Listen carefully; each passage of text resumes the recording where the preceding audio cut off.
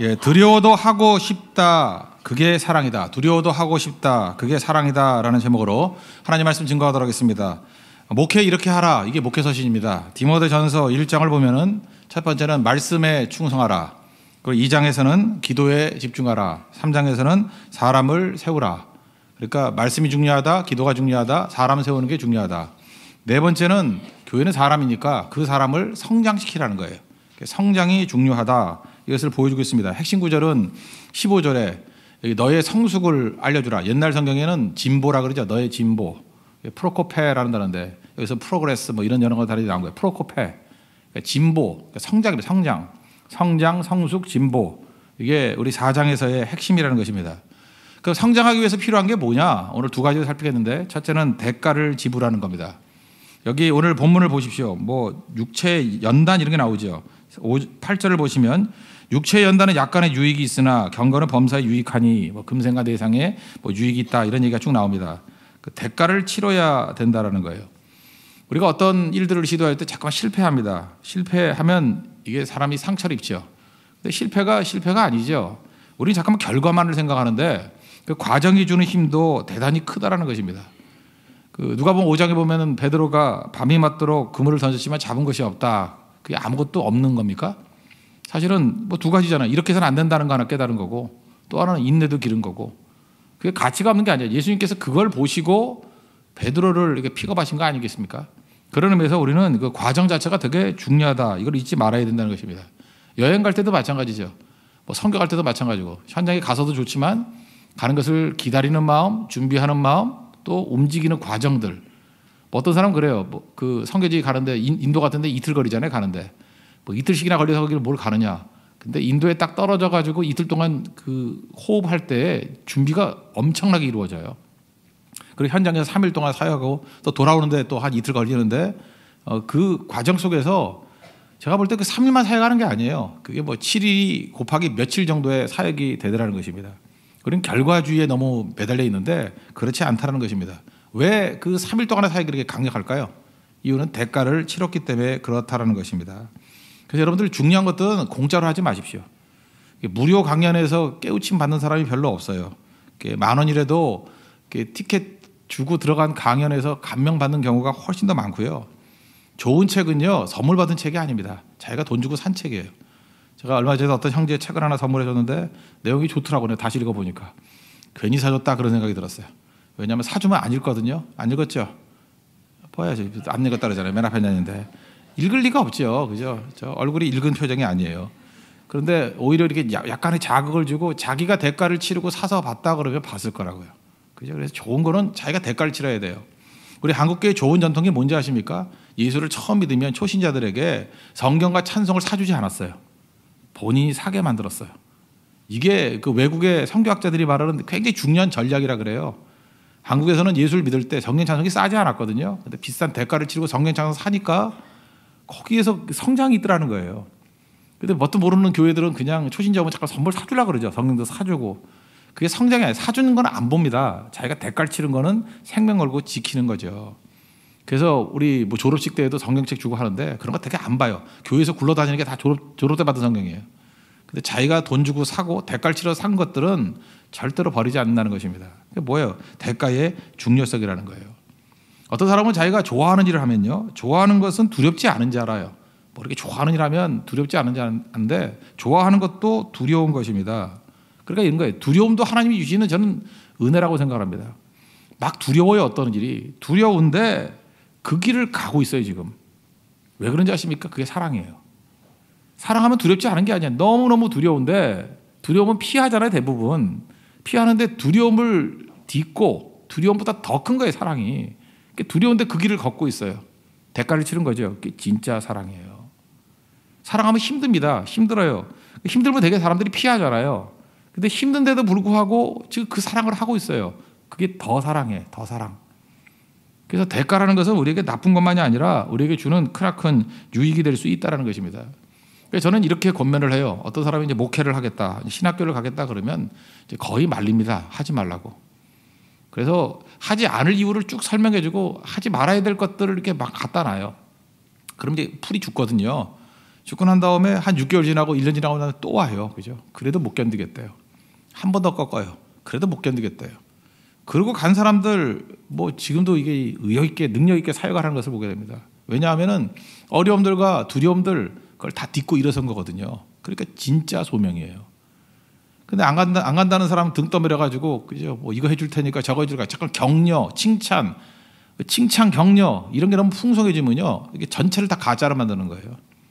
그죠? 하나도 이기지 못합니다. 난관 하나가 와도 다 넘어지게 되더라는 거예요. 사랑도 마찬가지입니다. 웬만하면 여러분들 그 사람 사랑하지 않으려고 노력해 보십시오. 그게 중요한 거예요.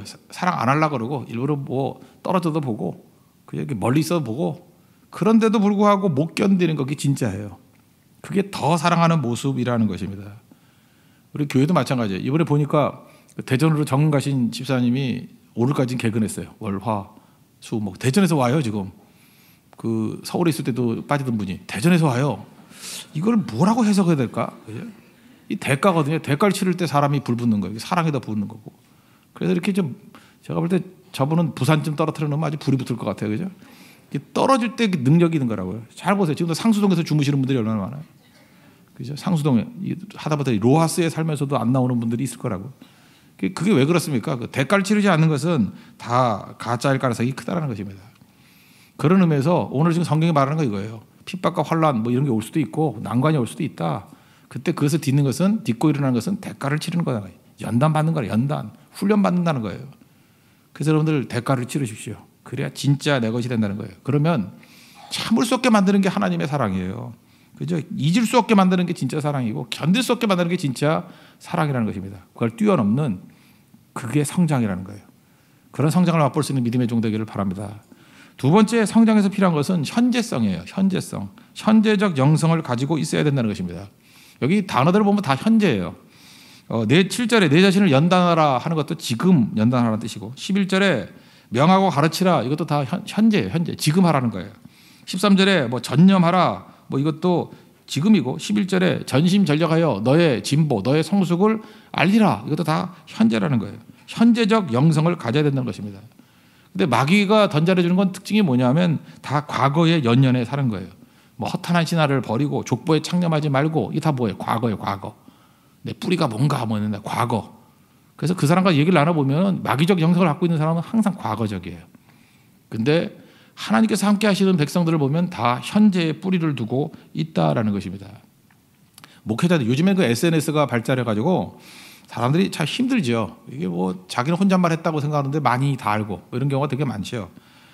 예를 들어서 이제 목회자들이 그러잖아요. 이게 이동을 하잖아요. A라는 교회에서 B라는 교회로 이렇게 목회적 이동을 할 수 있잖아요. 그렇게 되는데 예를 들어서 이제 어떤 분 얘기해요. 이제 목회를 이동을 했대요. 이동을 해가지고 거기서 이제 글을 쓰는데 여기 왔더니 너무너무 행복하다. 그죠? 목회가 이렇게 행복한지 모르겠다. 이게 썼다라는 거예요. 그랬더니 이제 이전에 섬기던 교회에서 몇몇 분들이 섭섭하다고 연락이 왔대요. 그죠? 우리가 얼마나 지긋지긋했으면 거기 가서 행복하다 그러냐. 우리는 상대적 박탈감을 갖는다. 뭐 그럴 수가 있냐. 우린 버린 거냐. 사실 그 얘기를 들으면서 조심해야 된다 이렇게 얘기를 합니다. 근데 그 말을 들으면서 한번 생각을 해봤어요. 행복이란 게 뭐냐? 모든 행복은 다 현재적인 거예요. 그죠? 현실에 뿌리를 둬야 되는 거지. 그러면 거기 떠나왔는데 계속해서 옛날 사역지를 연연해 하면서 지금은 불행하다. 그러면 그게 건강한 영성이겠습니까? 아니죠. 잊어버리고 지금 있는 것에 뿌리를 내는 게 훨씬 더 건강한 거죠. 지금도 SNS 잘못 쓰는 방법 중에 하나가 뭐냐면 요즘에는 이상해요. 그 옛날에는 헤어져도 쿨하게 헤어졌거든요. 헤어지면은 뭐 가슴 아파도 잊혀지잖아요. 안 보면 잊어지는 거니까. 근데 요즘에 헤어지고 난 다음에도 그 남자나 그 여자 그 SNS에 뒤지는가 봐요, 맨날. 그래서 누가 누구를 만났다 그러고 막 뒤집어지고 막 열받아 하고 그죠? 카톡 프로필 시꺼먼 걸로 바꿔놓고 막 이상해져요.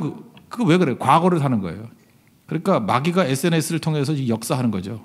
과거에 매달리게 만들고 추적하게 만들고 그래서 항상 불행감에 빠져있게 만든다는 거예요. 그 짓 그만하시고요. 현실에 뿌리를 내리십시오.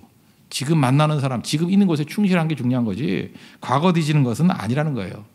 우리가 성장을 위해서는 과거가 아닙니다. 현재를 살아야 된다라는 것입니다.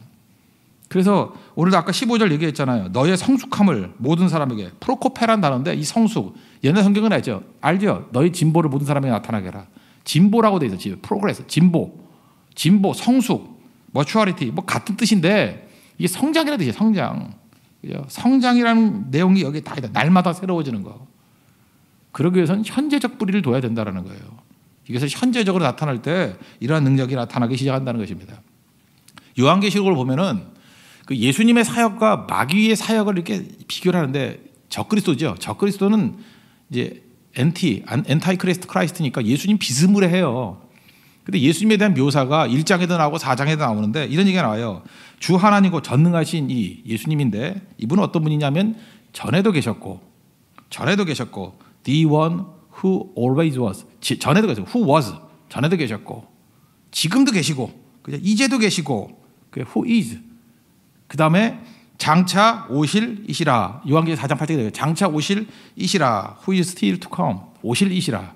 그러니까 예수님은 과거, 현재, 미래. 또 1장 같은 데는 현재를 제일 먼저 했어요. 지금도 계시고 과거에도 계셨고 이전에도 계셨고 장차 오실이다.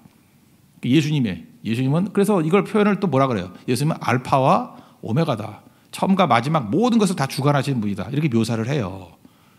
그러니까 예수님이에요, 그게.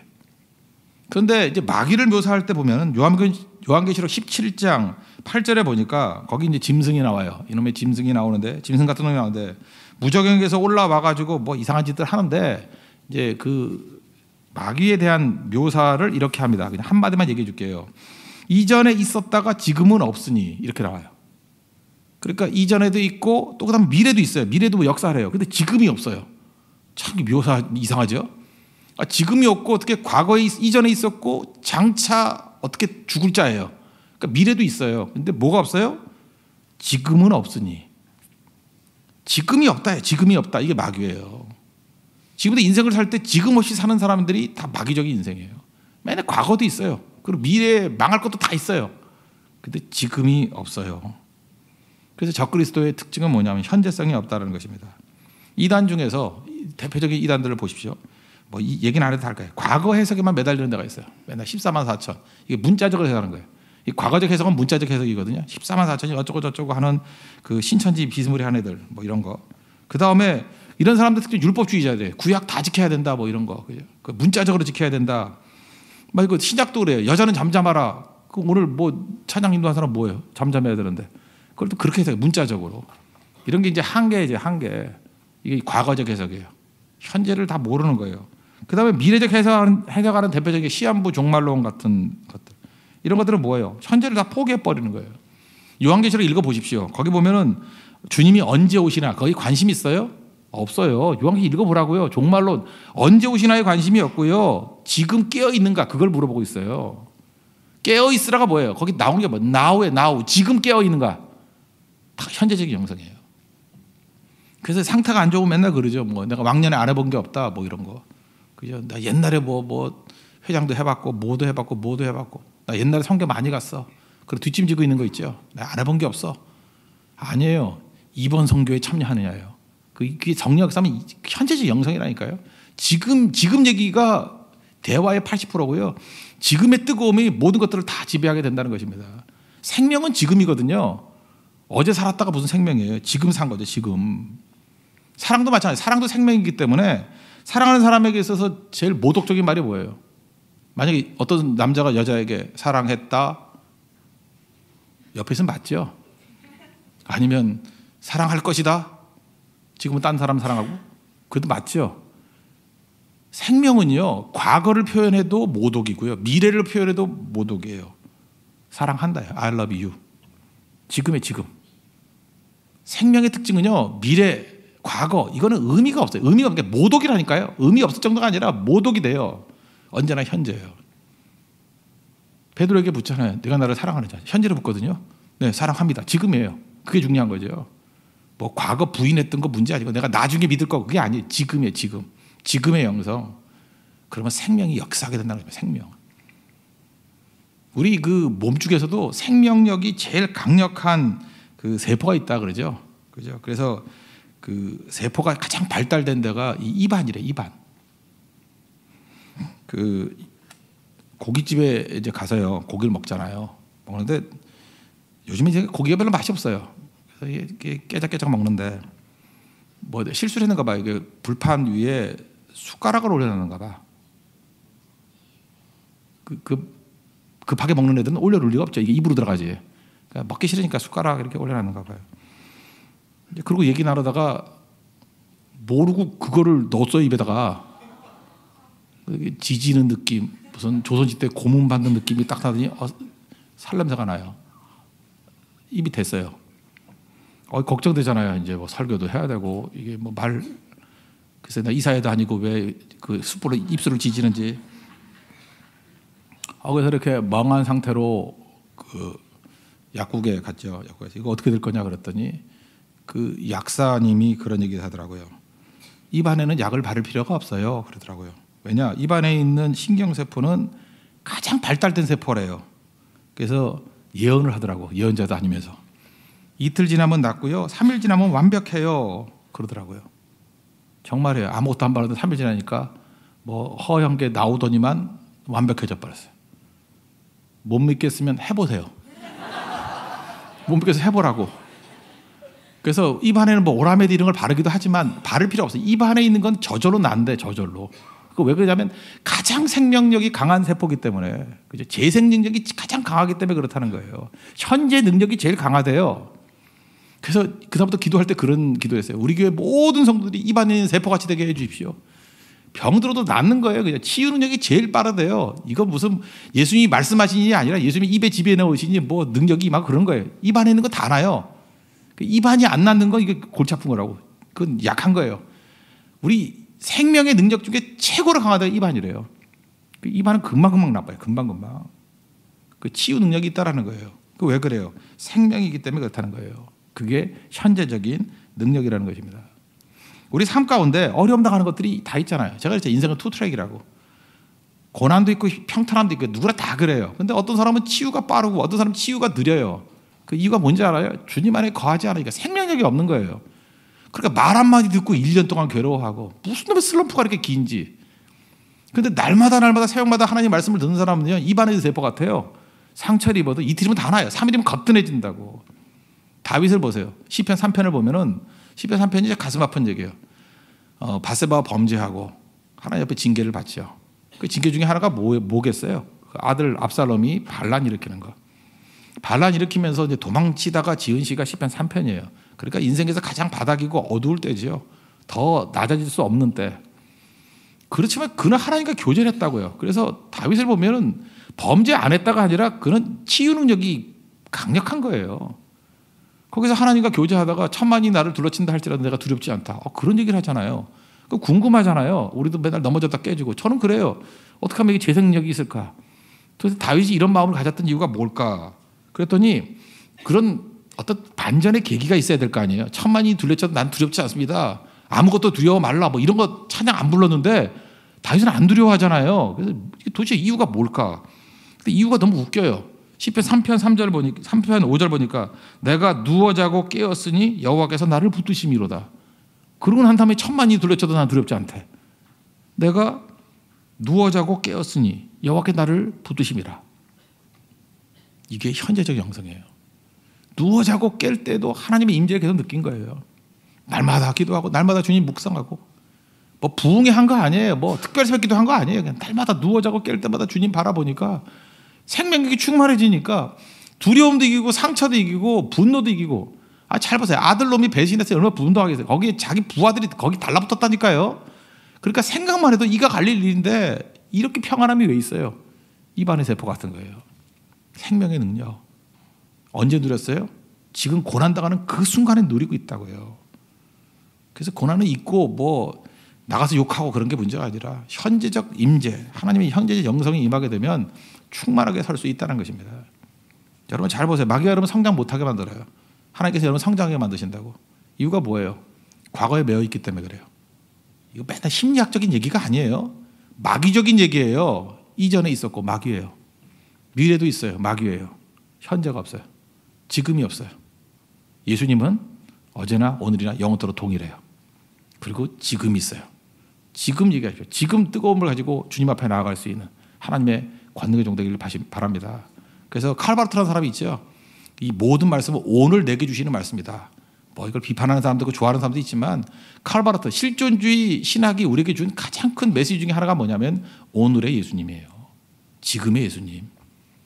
지금 내가 느껴야 되나요? 지금 하나님께 내 안에서 역사하신다는 것을 누릴 때 지금이 결코 나라는 거예요. 헛된 것을 속지 말고 오늘 내게 주신 은혜, 오늘 내가 충만함을 가지고 날마다 살아갈 수 있는 우리 하나님의 거룩한 백성 되기를 바랍니다. 성장합시다. 대가 치르고 현재적 영성을 가지십시오.